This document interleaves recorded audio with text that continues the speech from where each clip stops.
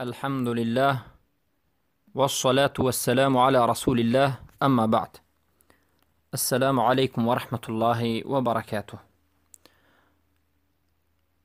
برادر به من یک ثبت و صدای تسجیل شده 4.5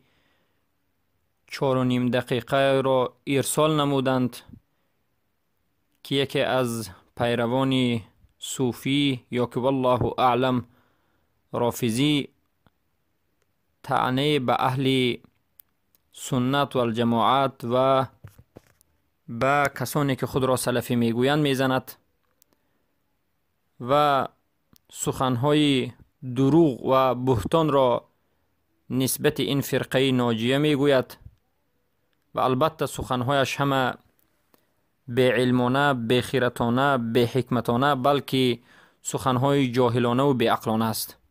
البته این سخنها شایسته رد زدن هم نیست، اما ما نباید تنها خودمان را فکر بکنیم، بلکه امروز برادران و خواهران مسلمان زیاد در تاجیکستان حتی به همچنین سخنهای باطل یک احمق باور کردنشان هم والله اعلم ممکن است. به همین خاطر که این سخن باطل بی رد نماند، بی جواب نماند، اول این سخن باطل را میگذاریم و کم کمی جواب میدهیم. بارک الله فیکم.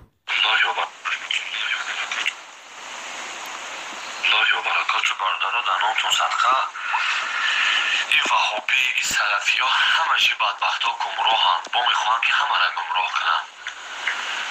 عقیده بدبختیشون، قطعی روش بدبختیشون به خدا قسم میگم این روز قیامت انشالله او اگر که من دروغ گفتم این مثال من کمی بدبخت باشم، اگر انشالله کمی خدا داخل دوزخ کنم، نه که انشالله بعد روز قیامت معلوم میشه حقیقت. برادران و خواهران موحدم بارک الله فیکم، ببینید در یک 30 سکون چقدر سخنهای به نهایت احمقانه و به علمانه و کفری میزند. اولا میگوید اگر من خطا باشم الله مرا دوزخی بکند. البته خطا است و دروغ میگوید. اهل سنت و الجماعت که در درونشان بسیاری از انسانها خود را سلفی میگویند، یا که اهل سنت و الجماعت را دیگران طعنه میزنند و میگویند که وهابی، پس این جوان بیچاره گمراه میگوید که اینها یعنی وهابی ها گمراهند، با قسم هم میخورد. پس معلومات مختصر این است که رسول اکرم صلی الله علیه و سلم وقتی که قریش را دعوت به سوی قرآن میکردند، رسول اکرم صلی الله علیه و سلم را قریش در همان زمان طعنه زدند، گفتند شاعر. وقتی که این لقب فایده نداد گفتند مجنون. وقتی که این لقب فایده نداد گفتند ساحر، گفتند گمراه. گمراه هست، گفتند که دین ما را دیگر کردن میخواهد، حمیق اله ها را گذاشته است، اله یگانه میخواهد. اتجعل الهنا الها واحد ان هذا لشیء عجاب. پس اگر رسول اکرم صلی الله علیه و سلم را گمراهان شاعر گفته باشند، مجنون گفته باشند، گمراه گفته باشند، چی برسد به اهل حق بعد از رسول الله، به پیروان رسول الله صلی الله علیه و سلم؟ اصحاب رسول الله صلی الله علیه و سلم را رافضه ها دشنام میتند و این چونین اهل سنت و الجماعت را امروز همه دیگر فرقه های باطل دشنام میدهند به یک خاطر، به یک سبب، یک چیز، چرا که اهل سنت و الجماعت در راه حق هستند و این فرقه ناجیه منصوره دیگر فرقه های باطل را، باطلاتشان را ذکر می کنند و به دلیل قرآن و سنت بیان می سازند که رافضه فرقه باطل است، یهودی است، فرقه کفریست و شرکیست و قبریست. صوفی غلات این ساخته دست دشمنان دین است، غلو کردگان قبوری ها و اهل شرک و بدعت و خرافات، باطنی ها و جهمی ها و مرجعه ها، خوارج ها و غیره. وقتی که اهل سنت و الجماعت خطاگی های اینها، غلط های اینها، شرکیات اینها، کفریات اینها را بیان می کنند به مردم، به شبهه های اینها رد می زنند، حقیقت را به قرآن و سنت آشکار می کنند، این بیچارگان غیر از یک راه دیگر راه ندارند. این راه همین است که میگند اینها گمراه شده اند. سبحان الله، مگر پیروان قرآن و سنت اینها گمراهانند؟ کسانی که هر یک سخنشان دلیل دارد و دلیلش چندین آیت های قرآن است در هر یک مسئله و دلیلش سنت صحیح رسول اکرم صلی الله علیه وسلم است که هر یک حدیث را به سند می آرند، هر یک حدیث را روایت کننده اش را می گویند، ثابت است و قاطع است و صریح است، هیچ شکی ندارند، مگر همین ها گمراهند؟ پس کیست هدایت شده؟ فرقه که دلیلش قرآن باشد، هر یک سخنش از قرآن باشد، از سنت باشد، از سخنان صحابه باشد رضی الله عنهم، از تابعین و تبع التابعین باشد، پس کیست هدایت یافته؟ هدایت یافته مگر این صوفی ها هست که غیر از قصه بودی، غیر از قصه هندی و غیر از قصه های در غار عبادت کردن خود را لطکوب کردن دیگر قصه ندارند؟ مگر هدایت یافته رافضه است که غیر از دشنام و قبر پرستی و شرک و کفر و خرافات دیگر چیزی ندارد؟ پس هدایت یافته کیست؟ پس بدانید که کسانی که در راه حق هستند اینها اهل سنت و الجماعت هستند و اینها به نهایت مهربان به مردم هستند، چگونه که شیخ الاسلام ابن تیمیه امام اهل سنت و الجماعت میگند. اما امروز این صوفی ها وقتی که وهابی میگند اهل سنت و الجماعت را میگند، اصلا وهابی مذهب وجود ندارد، فرقه وجود ندارد. محمد ابن عبدالوهاب شیخ مجددین در سال 1115 هجری تولد شده است و یک دولت را مطابق قرآن و سنت ساخته است و حکم الله و رسولش را جاری کرده است. چی عیبی کرد؟ عیبش همین بود که صوفی ها را زبان کوته کرد. عیب محمد ابن عبدالوهاب این بود که رافضه ها را شکست داد و تمام قبر پرستان و خرافات پرستان را شکست داد و یک دولت به حکم قرآن و سنت موافق منهج رسول الله پیدا کرد و ساخت. مگر همین عیب است؟ این فضل است و این بزرگترین عمل است که خواست هر یک بنده الله و از اهل سنت و الجماعت همین است. پس این انسان آشکار و واضح دروغ میگوید و بعد از دروغ گفتن باز میگوید که مرا از اهل دوزخ کن، اعوذ بالله من ذلک. پس ببینید انسان وقتی که سخت گمراه شد حتی خودش دیده و دانسته از الله دوزخ میطلبد. باز بیاید که باقی مانده سخن باطلش چی است؟ همش نمی‌تونم این شلو گفتم که این چیزی که مقصد ما پیروی که داشتیم و حضرت امام ابو حنیفه رحمت الله علیه مقصد نمیست یا سولوی پیش بود، هیچ که کاردار نبود، فیض برکت الحمدلله زیاد بود، نه فصل ها تغییر کردگی بود. بودی در تاجیکستان زمستان شده یک بار دو بار برزده یک برفگی 5 سانتی متر در نام الله جانم 5 سانتی متر ایری چی ایری این بدبخت ها ایری کسافت وقتی کسافت برای که در این تاجیکستان حالی انکشاف یافتن وهابی و سلفی ها خیر سخاوت من کردن. الله المستعان. اولا میگویم که پیروان ابو حنیفه شما نیستید. پیروان ابو حنیفه صوفی ها و رافضه ها و بدبختان نیستند. پیروان ابو حنیفه دموکرات ها و مرتد های کافران منافقان نیستند. پیروان ابو حنیفه این مؤمنان و مسلمانان از اهل سنت و الجماعت هستند. ابو حنیفه رحمه الله بیزار از شما است. ابو حنیفه رحمه الله منهجش را به قرآن و سنت پایبند کرده است. ابو حنیفه کتاب دارد، کتاب فقه اکبر است و در همون فقه اکبر میبینید که ابو حنیفه رحمه الله خودش عقیده سلف داشت، یعنی پیروان صحابه بود. سلفی یعنی کسانی که پیرو از صحابه و تابعین و تبع تابعین میکن. خود ابو حنیفه به بعضی روایت ها تابعین بود و خود ابو حنیفه به بعضی روایت ها تبع تابعین بود. پس ابو حنیفه بیزار از دیوسان است. ابو حنیفه رحمه الله بیزار از این انسان های باطل است. ابو حنیفه رحمه الله بسیار انسان ها را حکم به کفر کرده است و بسیار انسان ها را من کرده است که از نام وی صحبت بکنند. از ابو حنیفه پرسیدند که یک کس بگوید که من نمیدونم که الله در کجا است. ابو حنیفه گفت او کافر است، چرا که الله گفت که الله در بالای عرش است. کسی سوال داد که اگر بگوید که الله در بالای عرش است اما عرش را نمیدونم که در کجا است، ابو حنیفه گفت کافر است، زیرا که الله گفت که الله در بالای عرش است و عرش در بالای آسمان هاست. بارک الله فیکم. و اما میگوید که به سبب همین سلفی ها وهابی ها سبحان الله امروز یک لقبی نوی به اهل سنت و الجماعت لقبی طعنه‌آمیز گویا که میمونند بلکه سلفی شرف است.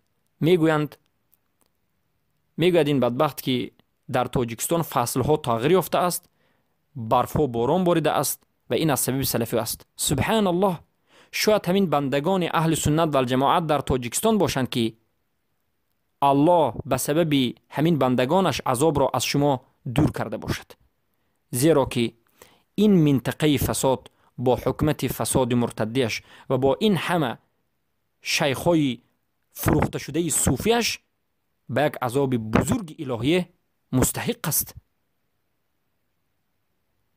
شیخ الاسلام ابن تیمیه رحمه الله میگویند یگان حکومتی بدبخت و ظالمی را ندیدم مگرم اینکه در پهلویش یک شیخ صوفی را دیدم که به این حکومت ظالم فتوا میدهد که کار تو درست است. این همه عذاب کم است، فصل تغییر یافتنش هم کم است. اگر همین طور این صوفی ها از الله نترسند، این رافضه ها با همراهی صوفی ها یک جا بشوند و با این طریق مبارزه به قرآن و سنت این بدبختان مرتدان وقتی که کردند، روز به روز عذاب الله زیاد خواهد شد. و الله البته هیچ وقت ظالمان را آزاد نمیگذارد. ولا تحسبن الله غافلا عما يعمل الظالمون. شما گمان نکنید که الله سبحانه و تعالی از این عملهای ظالمان و بدبختان و مرتدان و این دین فروشان و این همه گمراهان در غفلت است. نیست. البته الله آگاه است، لفی مرصاد، او در کمینگاه است، میبیند، اما همه چیز وقت و ساعت دارد. بارک الله فیکم. کردن این مسجد سازی بسیار که شد در یک قشلاق 5-6 تا مسجد گرفتن بندشون کردن. برای نمی بدبخت ها بود که به مردم میگن که ایخی کردن اوخی کردن. برای چی سلفی ری شما بدبخت بود کسی یک کسکش برنامه مسلمان رفت است. یک سلفی خیلی شما یک کسکش سخیست یا مسجد ساخت، آدم را دعوت کرد، گمراه کرد. همه خیلی که با دولت دخشان بود شور انداختنگی نمیخواه کارو برای چی مسجد رو مخام کردن با استاذ خیر خدای را چکشیدن. همه که استاذ مردم هم که دترنیا چون هم شمید چرخ و فلک کردشنده. اما در مسئله این که به سبب وهابیا مسجد محکم شد، این غلط است، این دروغ است. باید بدانید که سبب محکم شدن مسجد این از بغض و عداوت منافقان و مرتدان نسبت توحید است. مجوسیان خصوصا در تاجیکستان، مجوسی ها، صوفی ها سبب تمام محکم شدن مسجد شدند. 3 فرقه سبب محکم شدن تمام طالب علمان اهل سنت و الجماعت و سبب محکم شدن مسجد ها شدند. این 3 فرقه اولینش و بدبخترینش رافضه میلیون ها صرف کرد، هزارها دسیسه ایجاد کرد، چندین از مقامداران مرتدین را خرید تا که سلفی را همچون یک فرقه بد، یعنی اهل سنت را سلفی نشان بدهد و سلفی را وهابی و اینها را عادتاً برند بعد به حبس کشند. و فرقه دوم این فرقه صوفی، چگونه ای که ابن القیم جوزی میگویند یگان صوفی نیست مگرم این که بغض و عداوت در نسبت اهل سنت و الجماعت دارد. سبب چیست؟ سبب این موحد بودن است. وقتی که اهل سنت و الجماعت اهل توحید هستند، اهل حق هستند، این بدبختان و ظالمان و گمراهان حسدشان می آید و نمی خواهند که مردم موحد شوند. زیرا که وقتی که مردم موحد شدند، وقتی که طالب علمان اهل سنت و الجماعت یک نفر طالب علم در یک منطقه مثل کوه در روبروی اونها می ایستد، اونها بلرزه می آیند و هیچ راه بجز حبس کردن و قتل کردن ندارند. تاریخ گواه است که رافضه و صوفی و این مرتدان همیشه کارشان به قتل رسانیدن علمای اهل سنت و الجماعت و این چنین حبس کردن اونها است. اما دین الله دینی است که خودش نصرت میدهد، دین منصور است. اینها بیخبرانند، اینها غافلانند. پس مسجدها را چرا مخم کردند؟ چرا که اهل سنت و الجماعت، طلاب اهل سنت و الجماعت از این مسجدها از منبری رسول الله سخنی رسول الله را رساندند. فقط عیبشان این بود که قرآن و سنت را رساندند، گرچند که کامل هم نرسانده باشند، لیکن به قدر استطاعت رساندند که این صوفی ها و رافضه ها و این مرتدان و منافقان سری حکومت بوده همه به لرزه در آمدند و زود خواستند که پیش راه این را بگیرند. بینیتان بر خاک مالیده باد، شرمنده و خوار و ذلیل باشید، هیچ پیش راه دین را گرفته نمی توانید. به این عملهایتان شما اثبات کردید که دشمن اللهید و الله برای شما مکانهای مخصوصی را معین کرده است. پس این یک تهمت است، از اول سخن تا آخرش تهمت است، تهمت صوفیانه. میخواهند از بین برند. پیغمبر صلی الله علیه و سلم در حدیث مبارک میفرماید که در آخر زمان امت میبروید که امتی سابقی منه، یعنی امتی پیشری منه لعنت میکنه. این همی وهابی و سلفی هم که ما را لعنت میکنن. الحمدلله ما امتی حقیقی پیامبریم، برای که دلیل داریم که پیامبر صلی الله علیه و سلم میگه 73 گروه که یک گروهش داخل جنت میشه، 72 دیگهش داخل دوزخ. این همی 71م 72مش همین وهابی و سلفی های هم بدبخت داروشون سیاه میکنن. و کسی الله المستعان. این جهالت زده خودش فکر میکنم مجنون است، الله هدایتش کند و الا خار و نابودش کند. اصلا چی میگه؟ بیخبر است. بیخبر است که در مسئله دین صحبت میکند، بیخبر است که در مسئله صحبت میکند که حاکمش صاحبش الله است. قسم به الله این دین الله است و الله نیاز ندارد که این دین رو ما به دشنام و حقارت و به سخنهای دروغ پیش بریم. اولا در مسئله این که رسول اکرم صلی الله علیه و سلم گفتند که امت آخرین اول این امت را دشنام میده. صوفی آیا اول این امت است؟ صوفی آیا اول این امت است؟ هیچ اول این امت نیست. صوفی در قرن 3 پیدا شده است، به وجود آمده است. اول این امت صحابگانند. دشنام دو نمود است، دشنام زبانی و دشنام مقالی و عملی. هر کسی که شرک را انجام میدهد و میگوید که این از دین است، انمین دشنام بزرگ به رسول الله و به صحابگان است که این دشنام صوفی ها نسبت دین است. و دوست گرفتن رافضه ها انمین قبول کردن دشنام سلف امت صحابگان رضی الله عنه است که صوفی ها با رافضه ها بینایت دوستی دارند. اما در مسئله این حدیثی که پیامبر صلی الله علیه و سلم گفتند امتی من به 73 فرقه تقسیم می شود، یهود به 71 و مسیحیت به 72 و امتی من به 73 فرقه نجات می یابد. بله درست است، ما این رو قبول داریم، اما حدیث هم صحیح است. اما سوال اینجاست از کجا فهمید که 71 یا 72ش سلفی هست و از کجا فهمید که صوفی این یا که این باطل خودش رو صوفی میگه در فرقه ناجی است؟ البته این از حکم خودش است و از حکم شیطان خودش است. بلکه رسول الله صلی الله علیه و سلم را پرسیدند که فرقه ناجیه کدامش هست؟ رسول الله گفتند یک طایفهش فرقه ناجی است. گفتند من هم یا رسول الله؟ این فرقه ناجی یگانه که به جنت می‌دارد کی است؟ گفتند ما انا علیه و اصحابی. اون فرقه که ناجی است، منصوره است، نجات یافته است، اونها کسانی هستند که مثل من و صحابگان باشند.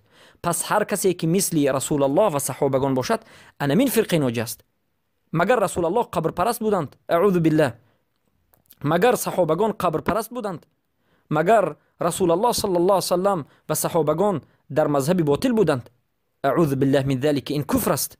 بلکه رسول الله و صحابگان آمدند تا که بت پرستی را، قبر پرستی را، غیر الله را رد بکنند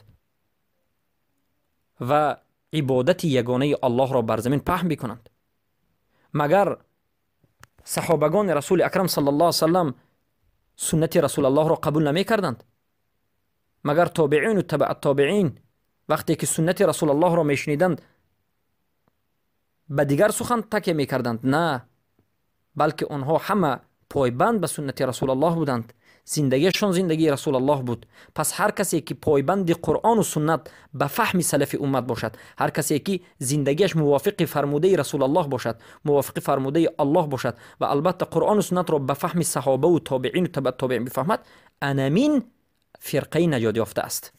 موحد باشد، از شرک و بدعت و خرافات دور باشد. اما کسانی که از این منهج دورند، قرآن را به فلسفه خود میفهمند، سنت را اصلا نمیفهمند، منهج ندارند، سند ندارند، دروغ میگویند، اینها هیچگاه از این فرقه حق و ناجی نیستند. این چنین ادعا کننده ها، رافضه هم خودش را فرقه ناجی میگد. کل حزب بما لدیهم فرحون، کل حزب بما لدیهم فرحون. هر یک حزب و فرقه هر اون چیزی که در نزدش هست به همون خرسند است و خود را حق میگد. اما حق همان وقت فهمیده می شود که پیروی رسول الله و پیروی الله داشته باشد. یعنی کدام وقت میفهمیم که ما یک فرقه حق است؟ همان وقت میفهمیم که عملهایش رو ببینیم، عقیدهش رو ببینیم که از کجا گرفته شده است، مصدرش کجاست. مصدرش قرآن، سنت به فهم سلف امت است. انمین فرقه ناجی است. فرق گذاشتن بین حق و باطل این با اتباع رسول اکرم صلی الله علیه و سلم است. پس بیایید ببینیم. دیگه انشالله برادر عزیز یگان تشدگوش هم نکنی. البته تعقیب و یا نماز خواندن حرامه. نماز خواندن حرامه برای که اون نعوذ بالله و یا ای پشتی زن زنا کردن جایز میدونن. یعنی البته این سخنی باطل است. الله المستعان. از پشتی اهل سنت و الجماعت اقتدا کردنی مشرک، مثلا رافضه بیاد پشت اهل سنت و الجماعت اقتدا کند یا که صوفی اقتدا کند، به وی هیچ فایده نمی بخشد. زمانی که انسان شرک را ترک نمی کند، به وی از پشت کسی اقتدا نکند هم فایده ندارد. پس اقتدا اینها از پشت اهل سنت و الجماعت می کنند یا نمی کنند به کسی فایده ندارد و کسی این مسئله رو فکر هم نمی کند. هر کس باید نجات خودش رو دریابد. اما من انیق میگم که هر کسی که از پشتی مشرک اقتدا کرد نمازش باطل است. اما کسی که از پشت موحد اقتدا کرد، از پشت کسی که هر یک سخنش به قرآن و سنت است، البته نجات یافته است و نمازش نماز است. در مسئله اینکه گفت سلفی ها میگویند که از پشت زن یعنی هم بستری شدن، علاقه کردن جایز است، این تهمت است. والله بالله تالله، الله شاهد است که این تهمت است. تمام علمای اهل سنت و الجماعت این عمل را حرام میگند و این عمل را امام ذهبی، علمای اهل سنت و الجماعت میگن که گناه کبیره است. شاگرد شیخ الاسلام تیمیه و تمام علما میگن که این گناه بی‌نهایت بزرگ است و رسول اکرم صلی الله علیه و سلم این عمل را من کردن. اهل سنت کسانی هستند که به سنت رسول اکرم صلی الله علیه و سلم همه عمل را میکنند. رسول الله من کردند که مرد از پشت زن رود و این حرام است. به عقب زن جیما کردن این حرام است و حرام است و هیچ کسی از اهل سنت و الجماعت به این اجازه نداده، بلکه این مذهبی خود همین اهل فرقه باطل است که یک عمل رو خودشون میکنند به بالای کسی دیگر میگذارند. بلکه اهل سنت و الجماعت از این تهمت بری هست و بار دیگر میگیم که ما پیرو قرآن و سنت هستیم و قرآن و سنت از پشت زن به دبور زن به عقب زن جیما کردن رو، هم بستری شدن نزدیک کردن رو حرام میدوند. اما از پشت زن به پیش زن، به جایی که تولد میکند، به جایی که مکان کشتکار است، نزدیک شدن جایز است، باقی ندارد. اما البته مذهب صوفی معروف است. مذهب صوفی در خوب خیز معروف است. اونها میگن وقتی که شما در حالت خوب خیز کردن صحبت کردید، کودکتون گنگ تولد میشود. وقتی که به چشمتون زنتون رو در حالت خوب خیز دیدید، چشم کودک کور تولد میشود. باید سویتو کشته باشد، بالاها پوشیده باشد. شما باید فقط در یک هفته 2 بار یا 1 بار خوب خیز کنید. روز دوشنبه و پنجشنبه، روز شنبه و یکشنبه کردن این بی‌نهایت گناه بزرگ است و غیره و غیره. این به مردم اما خودشون چه خیلی خوان کردن میگیرند. اعوذ بالله من ذلک. مذهب اهل سنت و الجماعت این طور نیست. مذهب اهل سنت و الجماعت میگه در حالت به زن نزدیک شدن 2 یا 3 حالت حرام است. حالت اول از عقب زن به جایی که نجاست میبرد به پشت زن علاقه جنسی نکنید. و مسئله دوم در حالت حیض دیدن زن، هر ماه کسلی که میشد به زن نزدیک نکنید و در حالت نفاس بودن زن به زن نزدیک نکنید. و در دیگر حالت البته شما حق دارید که به زن نزدیکی بکنید. در حالت جسم زن رو دیدن، بوسه کردن و آیا در وقتش صحبت کردن یا که دیگر مسئله ها یا که هر روز علاقه جنسی کردن باقی ندارد. و البته این مذهبی حق است. بارک الله فیکم. زنا کردن جایز میدونن یک، بعد نعوذ بالله زناشون میگن حجاب نکنه یا میگن حجابی تنگ کنید و سیمون که و یا ای بالای نحس. البته در مسئله حجاب هم باطل میگه، دروغ میگه. اگر کسی خواهد که حجاب حقیقی رو ببیند، مرحمت به شهر رسول اکرم صلی الله علیه و سلم مدینه منوره بیایید، ببینید، نظر بکنید که اهل سنت و الجماعت چگونه حجاب میبندند، نقاب چگونه است، حجاب چگونه است. اهل سنت و الجماعت منهج دارند که باید لباس زنها لباس سیاه باشد. این مستحب است. زنهای رسول الله صلی الله علیه و سلم، زنهای صحابه لباس سیاه پوشیدند، لباسشون وسیع بود و لباسشون از عاشق پا دراز بود. پس ما لباس یعنی کوته پوشیدن رو حرام میدونیم. زنی که لباس تنگ میپوشد ما میگیم که این حرام است. و روایت امام مسلم داریم از ابی هریره که پیامبر صلی الله علیه و سلم میگن نساء کاسیات عاریات ممیلات مائلات لا يدخلن الجنه ولا يجدن ريحها. یعنی زنهایی که پوشیده و کشاده، یعنی زنهایی که پوشیدند اما تنگ پوشیدن مثل کشاده است که اینها مویهایشون هم بالا است و مویهایشون از تگش مو می‌نماید مثل شتور در روز قیامت به جنت داخل نمیشن، حتی بوی جنت رو هم نمیبینند. پس سخن اهل سنت و جماعت کجاست؟ سخن این صوفی بی غیرت کجاست؟ الله المستعان. پس امروز روزی شده است که این زبان درازان رو زبانش رو کسی یک گره نمیکند، از همین جهت کسی خواست در دین الله صحبت میکرد. اما باید دانیم که کراما کاتبین یعلمون ما تفعلون، یعنی دو تا ما فرشته داریم، کراما کاتبین داریم، هر یک چیزی که شما میکنید میدونند و مینویسند. بارک الله فیکم. و البته به هر یک سخن ما جواب خواهیم داد. که محض میکشن نعوذ بالله، نماز خوندنشون حرامه، عقیدهشون حرامه، روشون سیاه میکنن برادران. در اون تو صدقه نمیشون کدامش که چیه گوشون نکنه، همین فقط همین.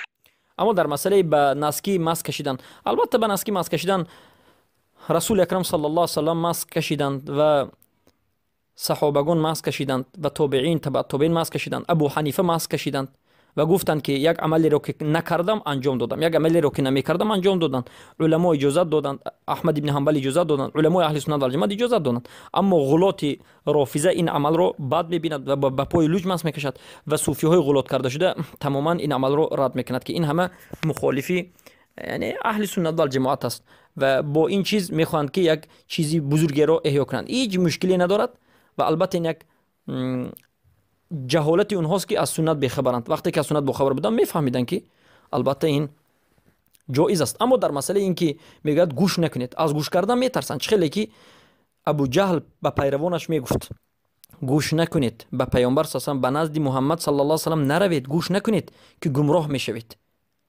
اینها هم خیلی هستند.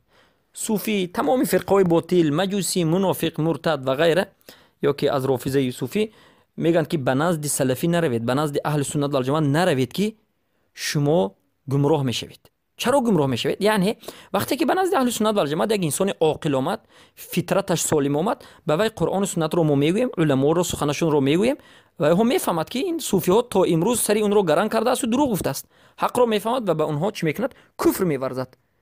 و اونها از همین جهت که شاگردانشان روز از روز حق رو فهمیده، الحمدلله برای حق رفته شده است، به سوز گداز آمده، اخیرش یک حکم رو بردن اونها رو گوش ندهید. خیلی که قریش عرب مردم رو من میکردن که رسول الله گوش ندهید، اینها هم خیلی میکردند. سبحان الله. اما این راهی نجات نیست. البته الله به کسی که هدایت رو نصیب کرد اونها گوش میکنند و هدایت رو میفهمند. که و اذا خاطبهم الجاهلون قالوا سلاما، برای او بدبختا کفایه میکنه. و خدا اگر همو لا اله الا الله نمیگفتن، او بدبختا بین می کلمه شان گفت که ان شاء الله مسلمان سکوت کرده کی هست، همون کلمه نمیده او که ان شاء الله کلای به من پرین خدا من ان شاء الله کلای به خچش میگردن نموجانم. در ولی عقلشون گفتم که ان شاء الله مسیداش که نماز خوندن البته که حرامه، برای که نعوذ بالله و یا میگن این هم خچ سنت نماز سنت پیشینه بعضیش نمیخونن. اولا مسئله کلمه ما میگیم کلمه توحید لا اله الا الله، صوفی ها نفهمیدن. ما در مسئله شرح کلمه توحید صحبت کردیم که کسانی که در مسئله کلمه توحید غلط کردن، یکیش صوفی است، یکیش رافضه است، یکیش چی است؟ خوارج است، یکیش معتزله است. اینا هستند که کلمه لا اله الا الله رو فقط بر ربوبیت میدونند. ما میگیم کلمه لا اله الا الله برای الوهیت اومده است. به همین خاطر که کلمه لا اله الا الله رو این گمراهان خطا فهمیدند، به شرک و بدعت و خرافات داخل شدند. پس اینها با میگن که به اهل کلمه میگن که کلمه رو آموزید. از الله بترس، از الله بترس. ما اهل سنت و جماعت و تمام اهل سنت و جماعت پیروان این کلمه لا اله الا الله حقیقتا هستیم ان شاء الله. و تمام علمای اهل سنت و جماعت در موضوع کلمه توحید صحبت کردند و کلمه توحید رو تحقیق کردند. اما صوفی ها غیر از الحاد و وحدت الوجود و حلولی ضد این کلمه دیگر کاری نکردن. الله المستعان. بارک الله فیکم. اما ببینید باز چی تهمت های میکند؟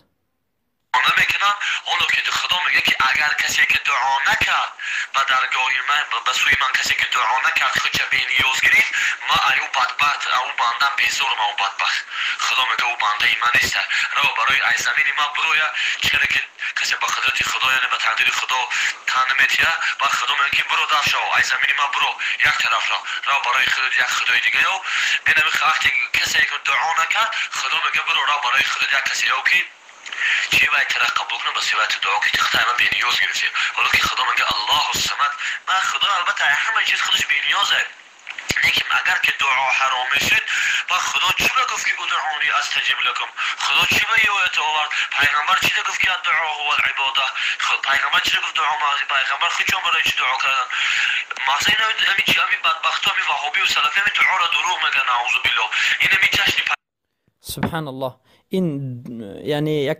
تهمتی محض است و یک جرأت به باطل است که البته به این تهمتش در نزد الله جواب میدهد و الله خارزارش بکند. یکم چرا که اهل سنت و الجماعت مستحق ترین مردم به دعا هستند، بسیارترین دعا کننده این اهل سنت و الجماعت هستند. چرا که اونها میدونند که دعا این در قرآن آمده است، در سنت آمده است. یگان نفر از علمای اهل سنت و الجماعت سلفی یگان مراتبه، یگان بار، در یگان جای، در یگان کتاب آمده است یک کلمه که گفته باشند که دعا این حرام است، دعا جایز نیست، اعوذ بالله من ذلك. اما دعا وقت دارد. دعا در بعض حالت این واجب است، در بعض حالت سنت است و در بعض حالت بدعت است که جایز نیست. مثلا صوفی ها میگن بعد از نماز 3 دعا کردن، اهل بدعت میگن ماتریدی ها و غیره بعد از نماز 3 دعا کردن، یک دعا قرائت، یک دعا تسبیح، یک دعای دیگر، 3 دعا کردن بعد از نماز، این رو سنت میگن. ما میگیم سنت چیست؟ سنت فعلی که رسول الله کردند. آخر ما وقتی که به سنت صحیح میگیریم رسول الله یگان بار بعد از نماز 3 دعا نکردند، این سنت نیست. پس عملی که در دین سنت نیست این بدعت است. عملی که در دین وجود ندارد ما میگیم که همین در دین هست، این بدعت و خرافات است. اما در نماز تهجد رسول اکرم صلی الله علیه و دعا میکردند. الله گفت ادعونی استجب لكم ان الذين يستكبرون عن عبادتي سيدخلون جهنم داخرین. دعا بکنید اجابت میکنم و هر کسی که تکبر از دعا کردن ما میکند به جهنم داخل می شود. و البته این دعای مسئله عبادت است، پس دعا را فقط از الله بکنید. الله گفت ادعونی، از من دعا بکنید. اما افسوس که این مشرکان میروند دعا را در سر اولیاء میکنند، در سر قبرها میکنند، در سر مزارها میکنند. وقتی که اینها رو من کردیم که دعا باید فقط از الله کرده شود، طلب منفعت فقط از الله کرده شود، طلب دور کردن ضرر فقط از الله کرده شود، اینها میگن که تو وهابی شدی. پس سبحان الله، برای چی تؤمنون ببعض الكتاب و تکفرون ببعض؟ به بعضی از کتاب ایمان میبرید و بعضی دیگرش رو رد میکنید. به دعا ایمان آوردید اما دعا باید در حق الله شود رد میکنید. دعا رو قبول کردید میرید درست در سر قبول میکنید.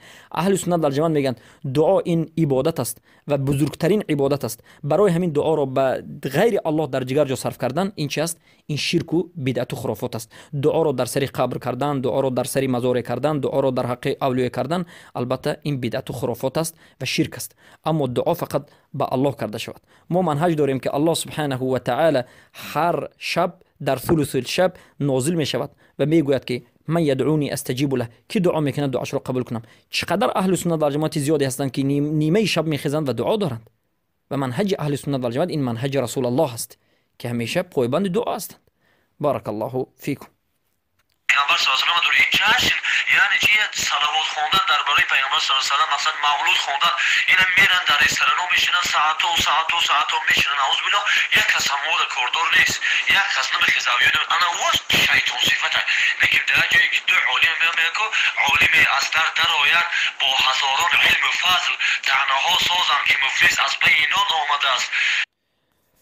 البته برادران عزیز در مسئله مولود رسول اکرم صلی الله علیه و آله صحبت میکرد. مولود رسول اکرم صلی الله علیه و آله بدعت است.